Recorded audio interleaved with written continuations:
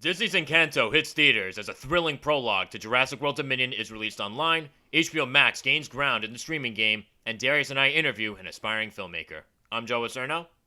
And I'm Darius Delsoin. This is Cinema Unchained.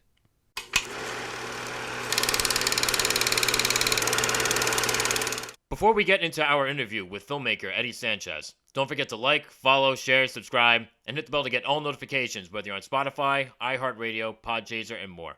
If you want to help out the show, give us a 5-star review on whatever platform you can, and follow our social media pages in the description. How'd you get into film? I was into acting before, modeling. I did like a few things modeling, like a Walmart ad. I was like a dad. Yeah, I've been into it since the 90s, late 90s. After I came out, I was in the Marine Corps, and then after the Marine Corps, then I did more of it. So I just did a little bit of acting. I was on Law and Order. I was like an assassin, sniper. I got killed. You know, one of those dead bodies. You know, with a story, right? So it's on IMDb, I swear. but no. So it's funny. Everybody has to do Law and Order. Like I think everybody that comes from New York has to be somehow on Law and Order. You know. But then I did all that like behind the scene, in front of the camera stuff, and then I wanted to do behind the scenes stuff, and I was like, I like writing. I started getting into writing. Like I'm gonna say 5 years. I've been writing since like sometime in the 2000s. I've been writing, but I got into screenwriting like 4 or 5 years ago. So I just got into it. I was like, oh, I want to learn how to screenwrite. I started reading books. So I like reading books. Read a few books on screenwriting, and I started getting better. And eventually, before that, I went to film school. I did end up going to film school. I'm going out of sequence, but I know, right? Anyway, so I went to film school to basically get better at my craft, right? Mm-hmm. So I think that's an avenue some people take, right? I went to film school. I want to do the film stuff. I want to be behind the scenes, right? So I ended up going to Digital Film Academy. So I did my certificate there, and then I was like, I was like a perfect student. I had like a 4.0 or whatever, and because I'm really into, like, if I get into something, I'm obsessive, you know. Mm-hmm. Same. So I ended up, right. If you're gonna do it, some people just have that, concentration. So I ended up doing really well. Then I had a few projects I was working on, like Remote Agent. That's something I'm writing now. I'm going to write a feature for it. I wrote a short, and I was going to film it during that time, but then the pandemic happened.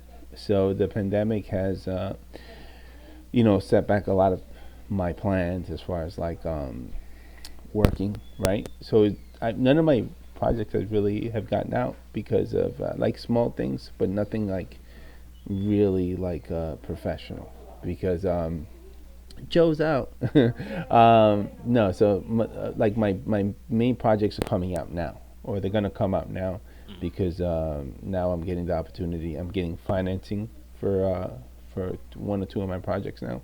That's what I'm working on now. So it's like a process. I think we become who we become.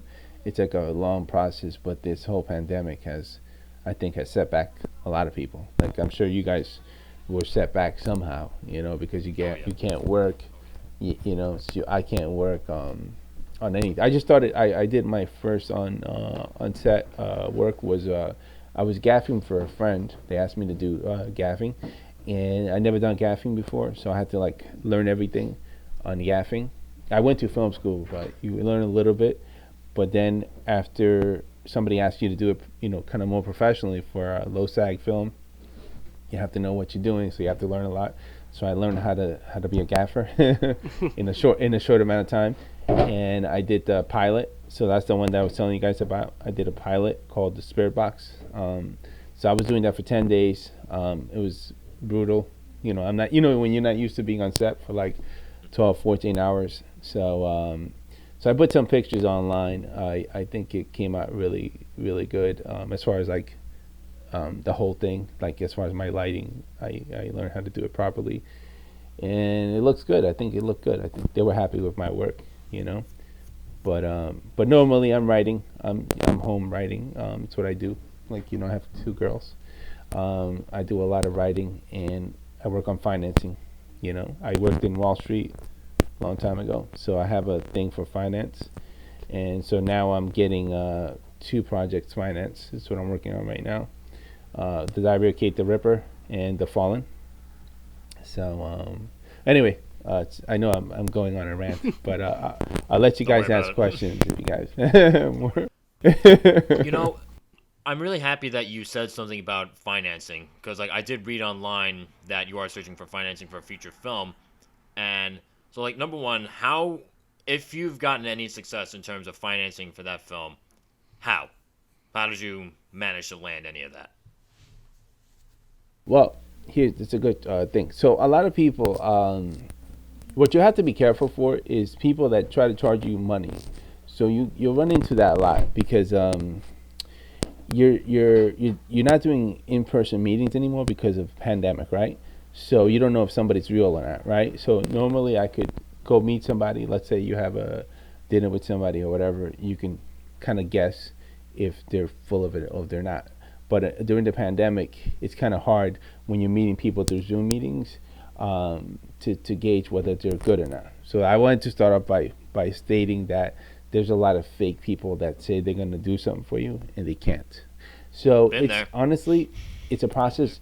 Yeah, yeah. So it's a process of elimination. I've talked to so many people, right? It's just reaching out through connections. Like LinkedIn is a real place that you actually meet professionals, but at the same time, you could actually have people like saying, "Well, you give me money, and I'll put your work out there," right? So LinkedIn, you got to be careful because you do have a lot of scammers on LinkedIn. So you have to be careful. So as soon as somebody mentions, I know this person, I know that person, and they mention money, there's no reason why you should be giving them money, first of all. Usually what you do if you're getting financing, they have a finder's fee.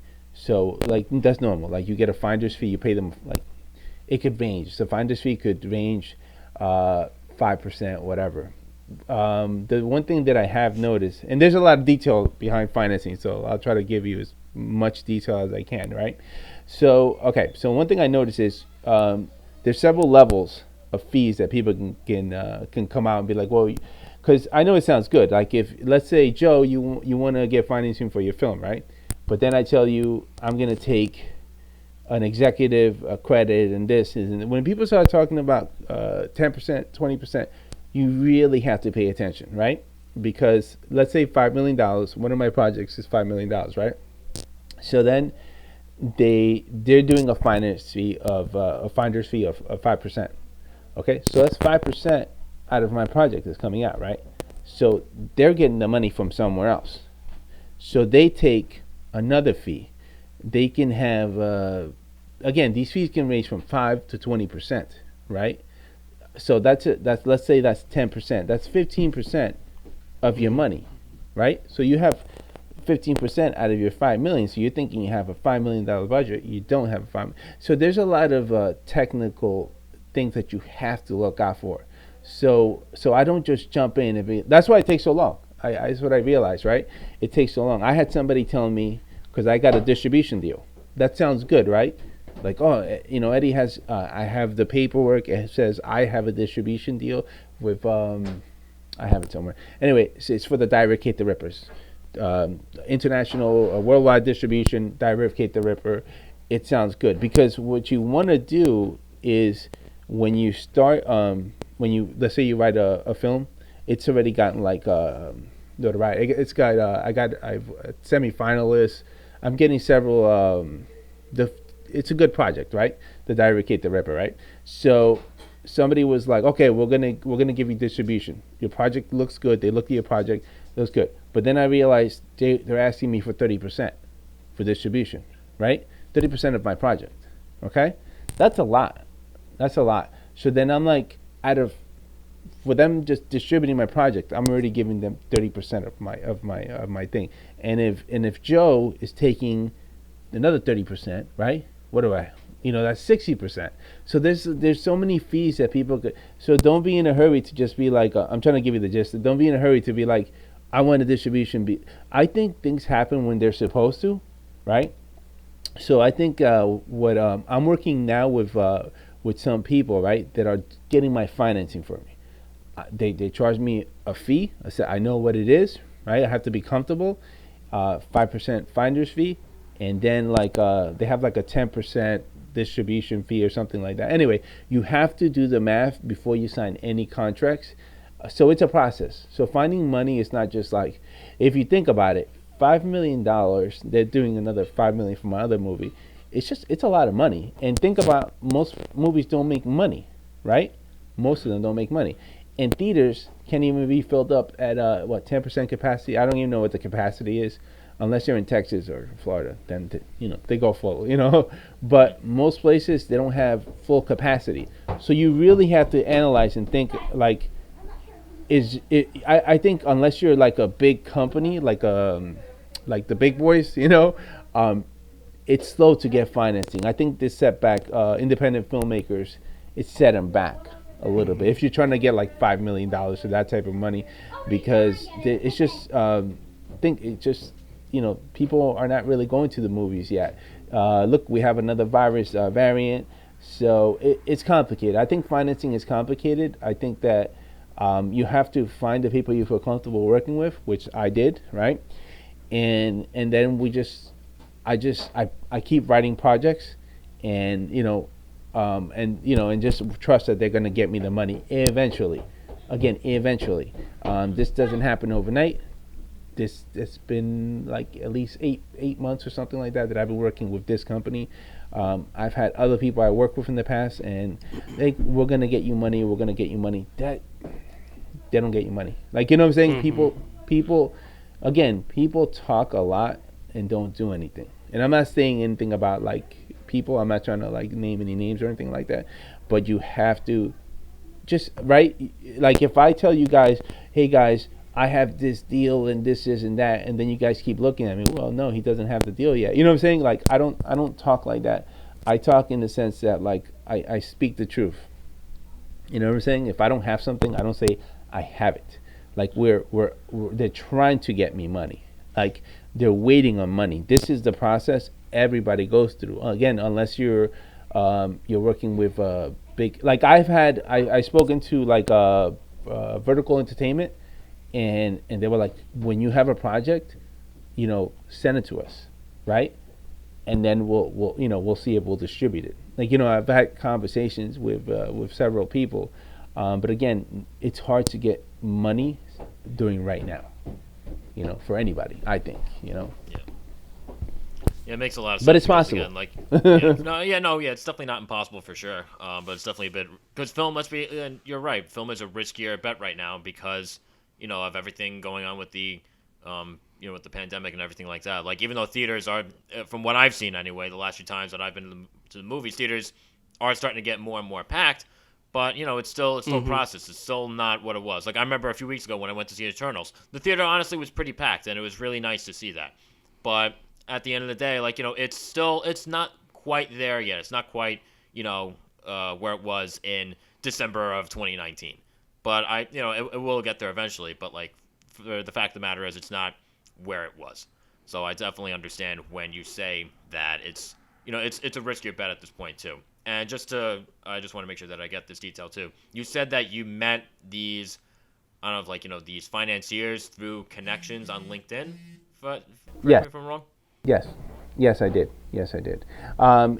Again, but it's a process of elimination. I've met several people, like I'm sure you guys have too. When you're interviewing people, you'll meet a lot of people that say they can do things, but they can't. Again, you just, as long as nobody's asking you for money, I think you're fine. When people start asking you for money, that's when the issues start coming up. But again, I worked in finance before, and I understand that that's the way it works. Like I ask people for money. Like that's what it is. That's what financing is. When I worked in 67 Wall Street, you basically, I have this investment, right? It's the best thing ever. It's gonna make you money, this much money. You gotta invest, right? That's the same thing I do now. like I design like poster ideas. I do different poster ideas, and I post it online to have people. I'm sure you guys seen it. I post all the time, and now you see when you mentioned comic book, I thought it was funny. I'm having somebody drop the comic book for the Diary of Kate the Ripper, so you'll see okay. yeah. So I know I love comic books. I grew up. I love DC. I'm a big DC fan. I don't have any problems with Marvel. They cinematically they make better product, right? But yeah, it's just. I honestly I think it's just bad screenwriting. I don't know why. I mean, I don't know. I have no idea. When you have so much money and so much of a budget, like I know somebody that was married to like the CEO of Warner Brothers, right? And like it's changed. It's not the same anymore. Like I have no idea what they're doing as far as like it's a corporation, it's a business, right? And like when you have so much money, I don't know if you guys ever think about this. You have so much money to just throw away to burn, right? How can you not hire somebody that writes a decent movie? Again, it comes down to right. Am I wrong? Like, do you guys think it's great? I never understood and again, because and you're 1,000% right. You have all this money. The script is the most important thing. That's the thing that will keep people coming back to watch the movie again. Like that'll be the thing that spreads a good word of mouth.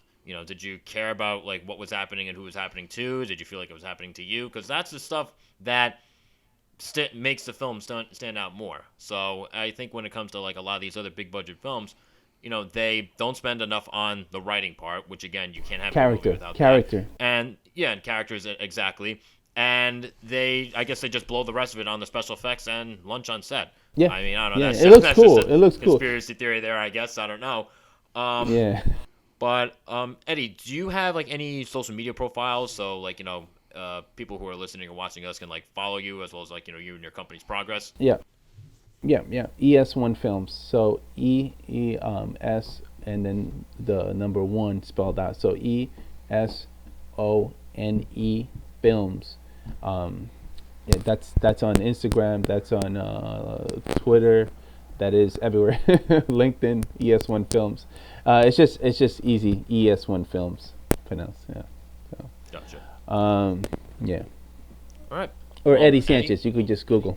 yeah, that could work. Yeah, that could be. Be a little quicker. Director, producer. Yeah. All right. Well, Eddie, thank you so much for joining us today. Really appreciate your time and we appreciate your knowledge too. So thank you for giving us both. Yeah, of course. Yeah, no problem. All right, before we get into the news surrounding Disney and HBO Max, this past week, a 5.5-minute prologue was released for Jurassic World Dominion.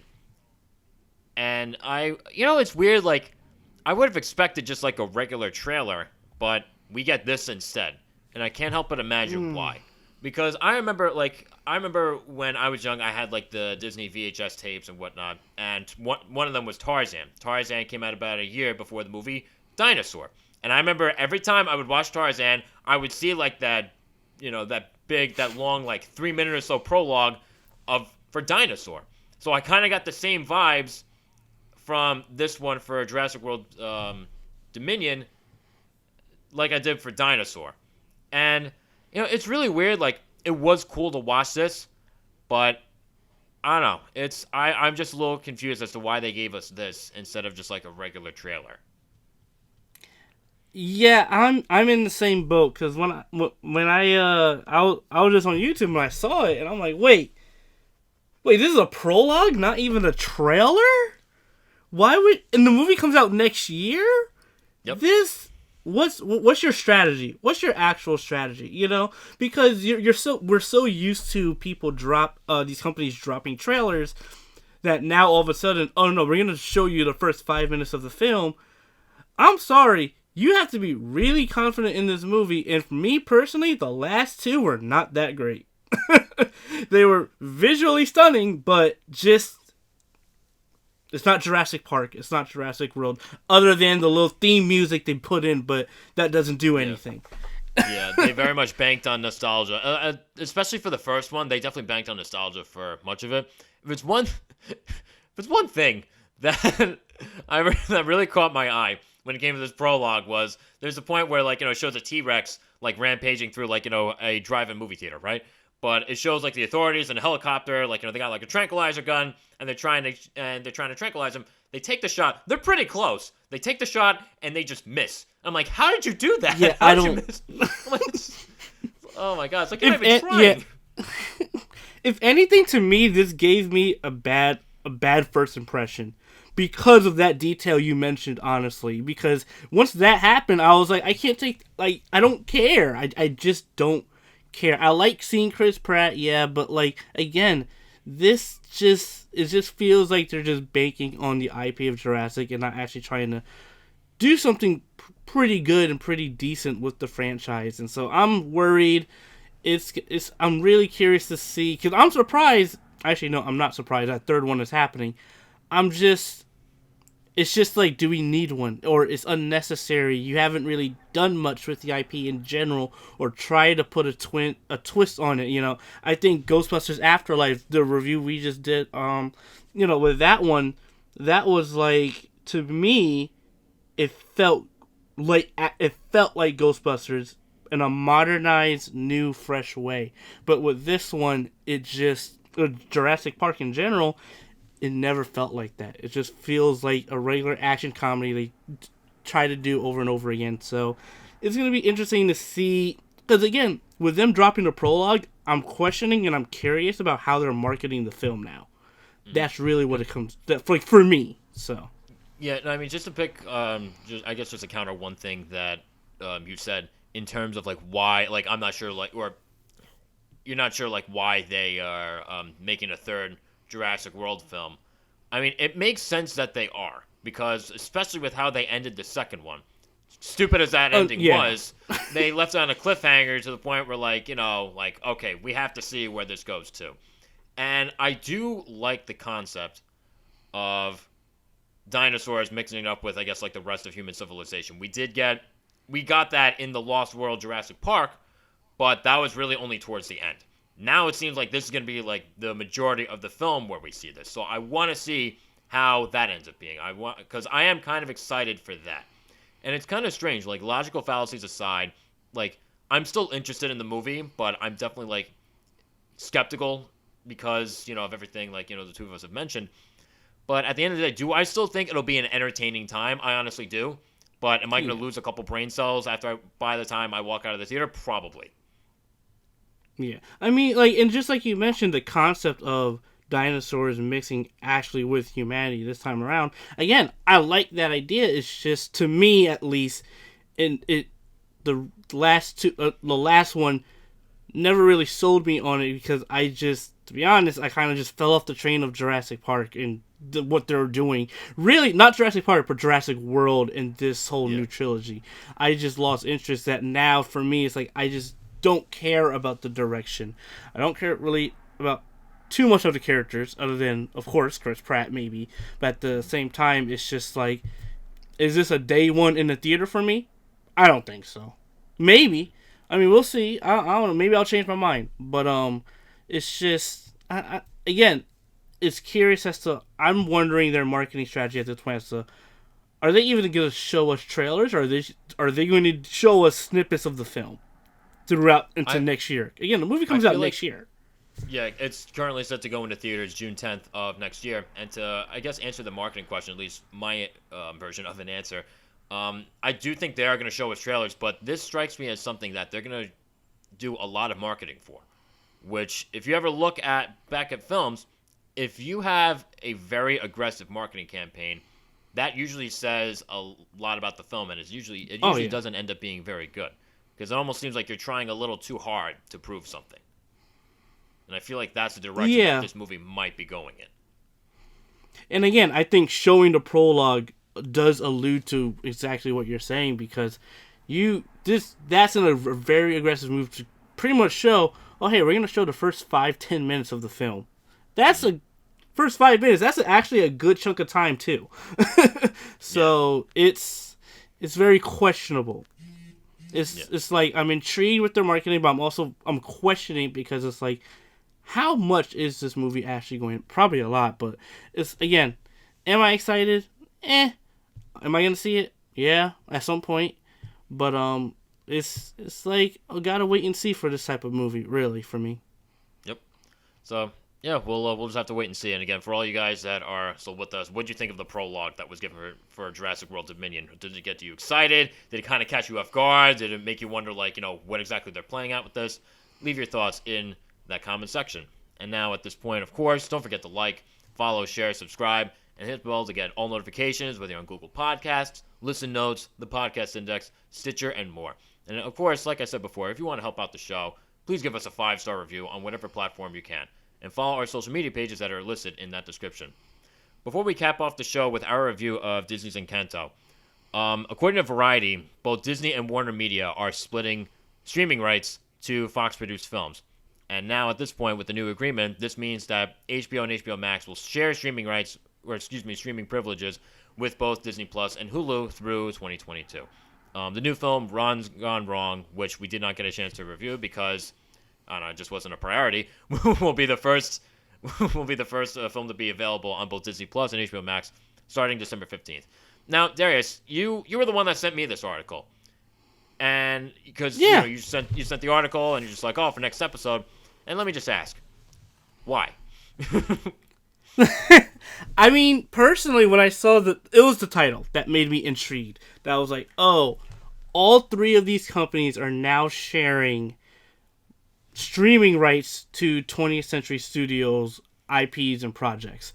That, I think, if we had to take Disney out of the equation and look at Fox, right, or Fox itself and the amount of stuff they had, and we already know there's going to be, I believe, a Predator prequel coming out, right, and that's supposed to be on Hulu, and just the slate that Fox has, and just how Fox is universally everywhere and isn't glued to necessarily how Disney glues themselves to being a family-friendly company. I think with this going this route, it's actually pretty cool and interesting because now HBO and HBO Max, or specifically HBO, is known to have more mature content. And I think having Fox sort of have some of that stuff onto HBO Max as well, again, running through 2022 through the end of 2022 is interesting. Basically, Fox is going to be now everywhere. Yep. Disney is everywhere in a sense, but Fox now is going to be, oh, we're on Disney Plus. Oh, we're on Hulu. Oh, we're also going to be on HBO Max. That just increases variety in how people can get Fox content in so many more ways that I personally think is actually pretty cool and pretty interesting. And Ron's Gone Wrong is actually a movie I'm interested in seeing, so I might actually want to see this on HBO Max, which is, again, or Disney Plus. It's on either or, with the Fox content. So I think it just gives a lot of variety for people to watch. And not only that, as I said, the whole Predator, the new Predator film of Prey, basically, that's also going to be on Hulu in 2022. But however, with that one, we're not sure if it's going to be part of the Warner Media, the deal with Warner Media. But again, I just find it really interesting that this happened because now, when Disney bought Fox, people assumed, oh, they're probably going to be on Hulu, maybe some Disney Plus. We saw The Simpsons on Disney Plus. But now that they're going to be on HBO Max, it just gives more variety.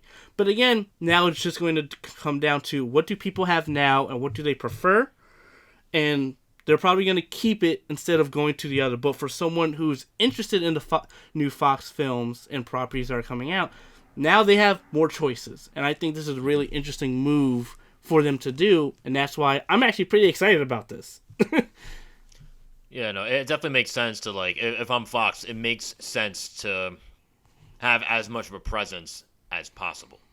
So I see where they're coming from with all this, because like I remember when you sent me this, like it kind of felt like a random it felt like a random headline. I'm like, all right, sure, why not?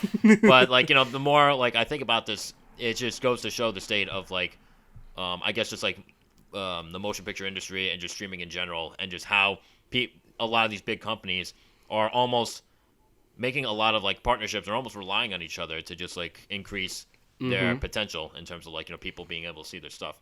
So it is interesting. It is interesting. Yeah, because I see it like this.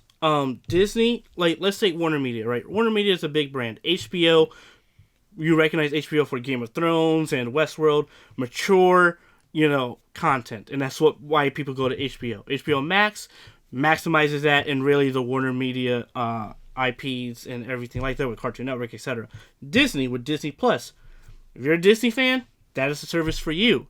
If you want more mature Disney stuff, you have Hulu as well, and that's where some Fox stuff is. But again, Fox now, because of that Disney bought Fox, I think Fox is just so buried that it's not giving it itself room to breathe.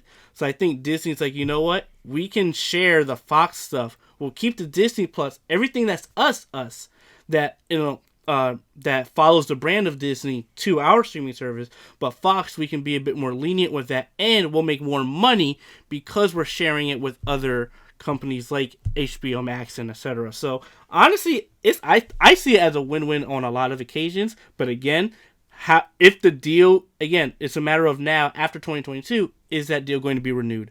I don't think so. It might be experimental to see what goes wrong, what happens, what works, what doesn't. But I still think it's pretty cool, nonetheless. Yeah. So yeah, I guess we'll just be able to enjoy it when the time comes. Yeah. So again, for all you guys that are with us, what do you think of this new arrangement? Are you happy to be able to, I guess, see Fox properties on more streaming services? Leave your thoughts wherever it is that you can. And now to cap off the show, the 60th animated film from Walt Disney Animated Studios, Encanto, and it follows the only non-magical member of a family gifted with magical powers as she tries to solve the mystery behind the family's fading magic. Now, Darius, what exactly did you think of this one? Because, honestly, I had a great time watching it, but what did you take away from this? Do you feel like it lives up to, other Disney films? I really liked it. It was a lot of fun. I teared up at certain moments. But I did feel underwhelmed. I expected a bit more, honestly, from Encanto.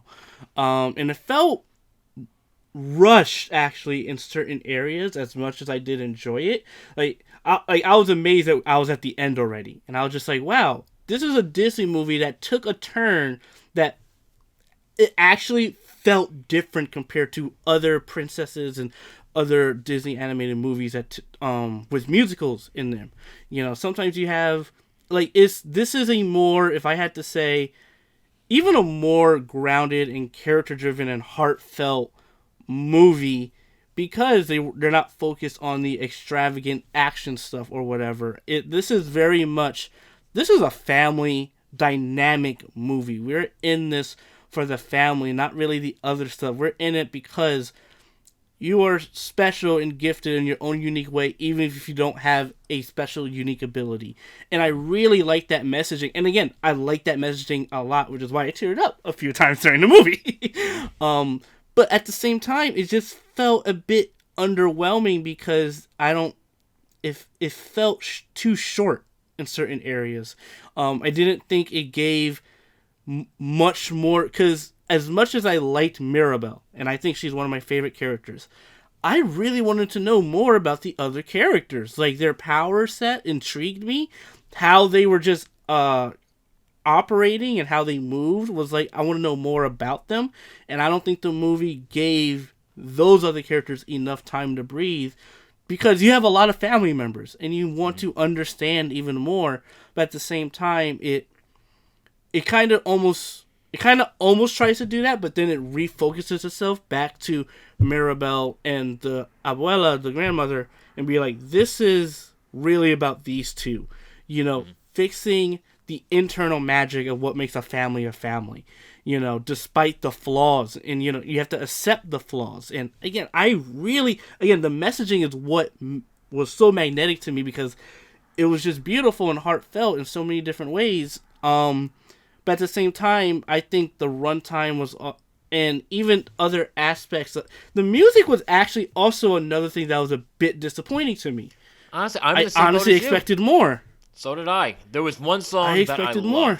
And there's one, and I don't want to give away, too much, but there's one song during one particularly revealing moment. I'll say that. That song I loved.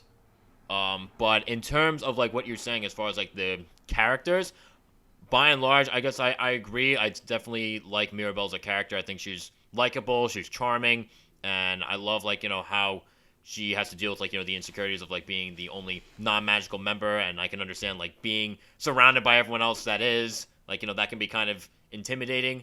And again, I really did like that contrast. As far as, like, what you were saying about, like, the other family member characters, I'm gonna be honest, like, I felt like they did get enough time to shine, so I had an idea as far as, like, who they were, and I did feel like they had, like, their own roles to play, just to really just, I guess, like, establish, like, the immense size of the family, if that makes sense. Because, again, it just adds on to that, too. Like, oh, man, I'm surrounded by all these magical people, and I'm still me. Like, I still don't have that gift. So it's just even more intimidating, too. And again, I definitely like the contrast between Mirabelle and the rest of her family. I definitely like the tension between Mirabelle and her grandmother, but at the same time, her grandmother wasn't the way she was for no reason. Like, there is an actual fear and insecurity there, too, which I really did enjoy as the more they developed that. Something else that I was surprised to learn about this film, because, like, the marketing had it seem that, like, it would be, like, this grand epic adventure where she goes to, like, find out exactly what's going on with the magic. She'd have to journey off to this far off place, and it takes place mainly inside the family house. It kind of turns it into a mystery too, if you really think about it. Like, I was expecting an adventure and I got a mystery. So I guess the marketing led me in one way, but, like, I did like this direction instead. It felt different. Yeah, exactly. I was in the same boat. I thought it was going to be this big magical adventure, like we see a lot in other Disney movies, really, as well. But it was more. But the reason, and it's like, and this is why I kind of felt underwhelmed. It was because of what you said, that marketing, the grand adventure. But at the same time, I still felt satisfied because it was a movie that actually felt different and was really focused in the drama of this family. Like, as I'm watching the movie, I'm like, yeah, this is a family through everything, the flaws, the insecure, everything, and I really much felt I was there. Again, I think the underwhelming part for me was actually the music. I expected more music. I think that's what it is for me. I expected the music to just be better. Like, it was fine. Like, it was fun. It was entertaining. But I expected it to just be more impactful. Like I said, that one song that I mentioned before. I think it's called Tu Origintas. I'm gonna fuck up this title because I don't speak Spanish. Tu Origintas or something like that. I think that's what the song is called, from that scene, and I thought that was lovely. Like, that really got me, because, like, the music throughout the film, I'm like, all right, whatever, this is fine. Then this comes on, I'm like, oh, this feels different. This is nice. This feels great. So yeah, and I also like the beginning one with the introduction. I love that music. That just felt like, oh, we're just jumping in. All right, let's go. But again, I like the whole. It toned itself down throughout the film. Again, overall, I really did like this movie. But again, I think Lin-Manuel has just made such a big name for himself recently that I kind of expected more. It's really the music that was underwhelming to me. But again, I had a solid, great time with this movie. This is definitely a film for families to go see. Highly recommend it. And I thoroughly enjoyed it, and I thoroughly enjoyed being with the family. Yeah, I mean, that's really as much as I can say. Like, it felt like a really solid family drama in a Disney-fied way, honestly. So I definitely I agree with you there for the most part, I have to say. And again, for all you guys that are still with us, what did you all think of Encanto? Does it stand with other Disney films? Leave your thoughts in that comment section. And just like that, episode 31 has come and gone. Don't forget to like, follow, share, subscribe, and hit the bell to get all notifications, whether you're on Apple Podcasts, Pandora, YouTube, and so much more. We hope you enjoyed this episode, so please, if you want to help out the show, give us a 5-star review on whatever platform that you can. And also, just another bit of news, we'll be going on hiatus for the next couple of weeks. We'll be returning on Monday, December 20th at 3 p.m. with an episode that includes our review of Spider-Man No Way Home. We'll see you all then. Thank you all for tuning in.